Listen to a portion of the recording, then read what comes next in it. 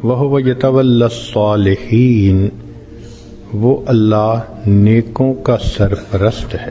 سرپرست کہتے ہیں کہ جو کسی کا ذمہ دار ہو، اس کی تعلیم دلانے کا، اس کی صحت کا خیال رکھنے کا، اس کے کھانے پینے کا، اس کے نفع اور نقصان کا جو ذمہ دار ہو اس کو سرپرست کہتے ہیں۔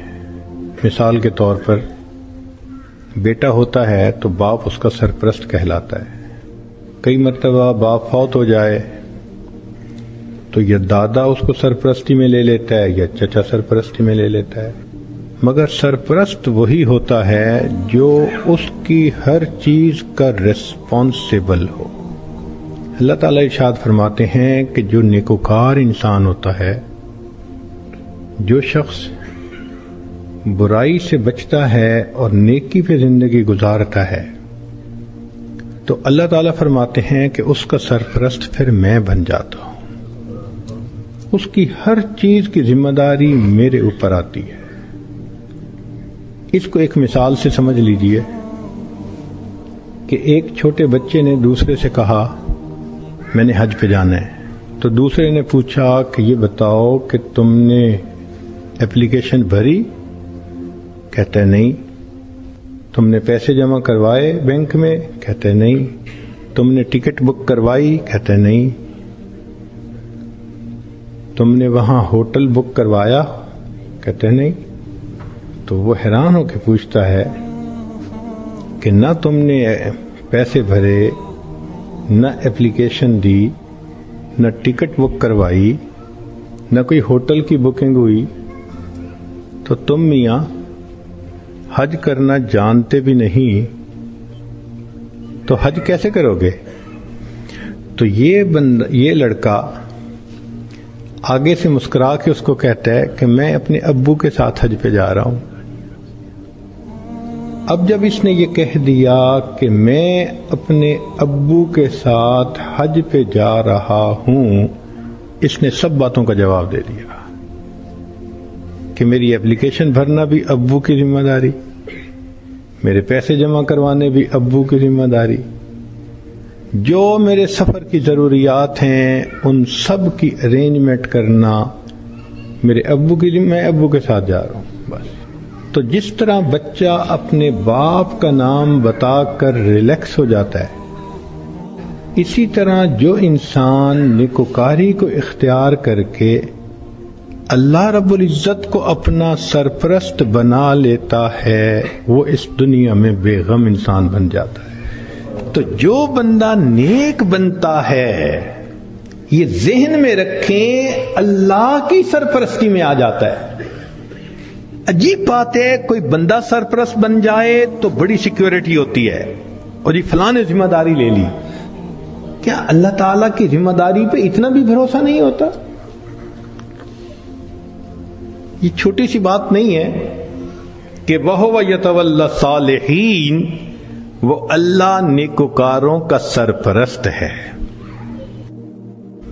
آج تو جس بندے کے کنٹیکٹ بڑے ہوں، واقف ہوں، کہتے ہیں جی اس کے بڑے لمبے ہاتھ ہیں، اور اللہ والوں کی تو حالت یہ کہ ان کے ہاتھ تو اللہ تعالیٰ کی جیب میں ہوتے ہیں۔ رابعہ بصریہ اللہ کی نیک بندی، اپنے صومعے میں عبادت کرتے کرتے تھک گئیں تو سو گئیں۔ ایک چورا نکلا، اس نے دروازہ کھولا، اندر گھسا، کوئی اور چیز تو نہیں اسے نظر آئی، مگر ایک چادر پڑی ہوئی تھی، اس نے کہا چلو چادر ہی لے چلتا ہوں۔ جب چادر اس نے اٹھائی اور واپس جانے لگا، ایسا سر چکرایا کہ اس کو آنکھوں کے آگے اندھیرا ہو گیا، دروازہ نظر ہی نہیں آیا۔ تو وہ بہت کنفیوز ہوا اور اس نے چادر نیچے پھینک دی۔ جیسے ہی نیچے پھینکی، دروازہ نظر آیا، تو اب اس پہ خوف طاری ہو گیا اور وہ باہر نکلنے لگا۔ جیسے باہر نکلنے لگا، ایک آواز آئی، اگر ایک دوست سویا ہوا ہے تو دوسرا دوست جاگتا ہے۔ ہم گناہ کر کر کے اپنے آپ کو اللہ کی سرپرستی سے نکال دیتے ہیں، اور جب سرپرستی سے نکل جاتے ہیں اللہ حال پہ چھوڑ دیتے ہیں، جاؤ تم جانو تمہارا کام جانے، ہماری تو مانتے نہیں۔ پھر شیطان ہمیں بہکاتا ہے، لوگ بھی دھوکے دیتے ہیں، امیدیں توڑتے ہیں، بندہ دنیا میں دھکے ہی کھاتا پھرتا ہے۔ ہم سے زیادہ کون پاگل ہوگا کہ جس کے ساتھ اتنا بڑا اللہ نے وعدہ کر لیا اور ہم اس وعدے سے فائدہ نہیں اٹھا پا رہے؟ ایک بچہ بھی ہم سے زیادہ عقل مند کہلائے گا۔ کیوں ہم پریشانیوں کی زندگیوں میں پڑ گئے ہیں؟ اس لیے کہ نفس کی خواہشات پوری کرتے ہیں۔ تو نفس کی خواہشات پوری کر کے، گناہ کر کے اللہ کی سرپرستی میں نکل جانا، یہ کہاں کی عقل مندی ہے؟ تو راستے زندگی گزارنے کے دو ہیں، ایک ہے نیکوکاری کا راستہ، ایک ہے بدکاری کا راستہ، منمانی کا راستہ۔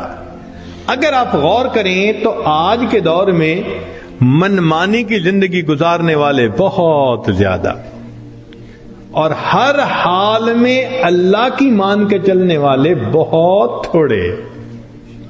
نتیجہ کیا ہے؟ مسائل حل نہیں ہو رہے، پریشانیاں بڑھتی جا رہی ہیں، ادھر ذلت ادھر ذلت، ادھر پریشانی ادھر پریشانی۔ اس کی وجہ یہ ہے کہ ہم نے اپنے آپ کو اللہ کی سرپرستی میں دیا ہی نہیں ہے۔ اگر دے دیتے تو دنیا میں اللہ ہمارے تمام غموں کے لیے کافی ہو جاتے۔ ہماری مثال تو وہ ہے کہ کوئی بلینر انسان ہو اور اس کا بندہ چپڑاسی کی نوکری کے لیے درخواست دیتا پھرے، تو ہر بندہ کہے گا یار تمہارا باپ تو بلینر ہے اور تم پی این کی جاب کے لیے درخواست دے رہے ہو، سویپر کی جاب کے لیے، یہ کیا؟ وہی حال ہے۔ اللہ تعالی ہمیں اپنے سرپرستی میں لینے کے لیے وعدہ فرما رہے ہیں، اور ہم اللہ کے وعدے پر آنے کی بجائے خود دنیا کے جھمیلوں میں اپنے رزق کو تلاش کرنے میں لگے ہوئے ہیں۔ اور جب تک ہم اللہ کی سرپرستی میں نہیں آئیں گے ہماری پریشانیاں ختم نہیں ہوں گی۔ ہم نے دنیا میں دیکھا ہے پرائی بکری کو کوئی گھاس نہیں ڈالتا۔ ہم نے کلمہ تو پڑھا نا، تو لیبل تو لگ گیا نا کہ یہ مسلمان ہیں۔ اب اگر اللہ کے در سے بھی کچھ نہ ملے تو کسی اور در سے کیا ملے گا؟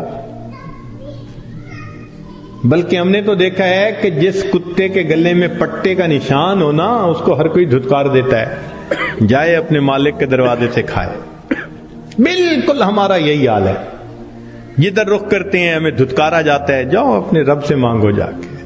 اور رب سے مانگنے کے لیے نیک ہم بن نہیں رہے، تو ہمارے پاس کوئی دوسری آپشن نہیں سوائے اس کے کہ زندگیوں کو بدلیں، نیکی پہ آئیں، اللہ تعالی ہمیں اپنی سرپرستی میں لے لیں، پھر اللہ تعالی ہمارے الٹے کاموں کو بھی سیدھا کر دیں گے، ہماری پریشانیوں کو اللہ ختم فرما دیں گے۔